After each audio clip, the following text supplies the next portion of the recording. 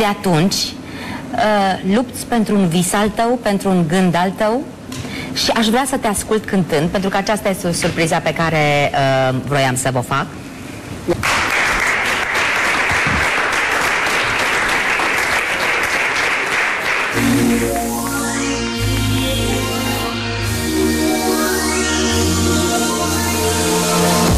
Despărțim și pare rău că am ajuns unde am ajuns, dar n-ai înțeles, mi-e foarte greu să aștept mereu, iubito, un răspuns.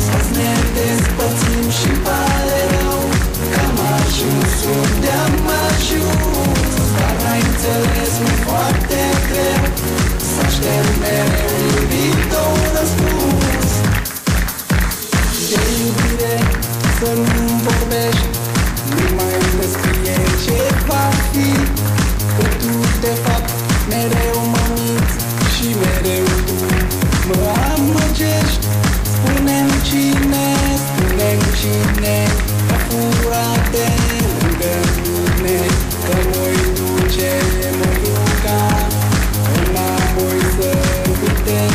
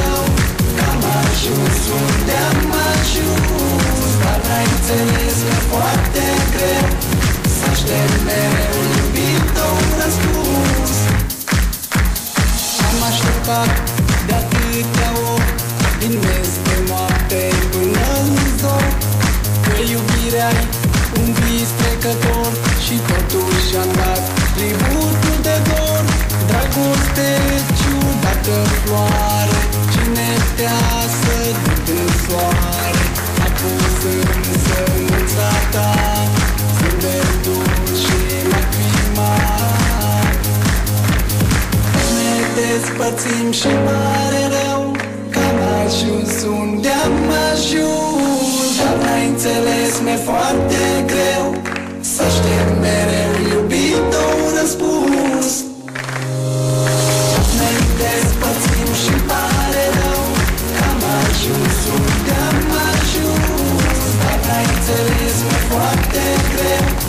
aștept mereu, iubito, un răspuns. Ne despărțim și pare rău că am ajuns unde am ajuns, dar n-ai înțeles, mi-e foarte greu să aștept mereu, iubito, un răspuns.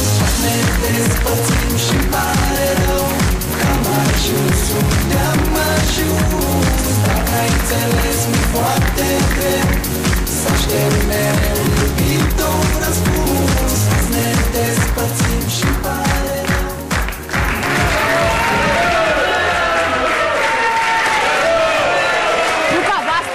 Te numești? Ștefan. Ștefan? De când? Tot de la 15 ani împreună? Da. Atunci și unde repetați? Da, acolo, în cămin? Sunteți priviți cu seriozitate atunci când vă... Ștefan. Florin. Florin? Da, din Galați. Din Galați. Din Galați. Din Galați. Succes în continuare. Mulțumesc foarte mult. Ia loc. Spunea la un moment dat Radu, cine îți compune muzica?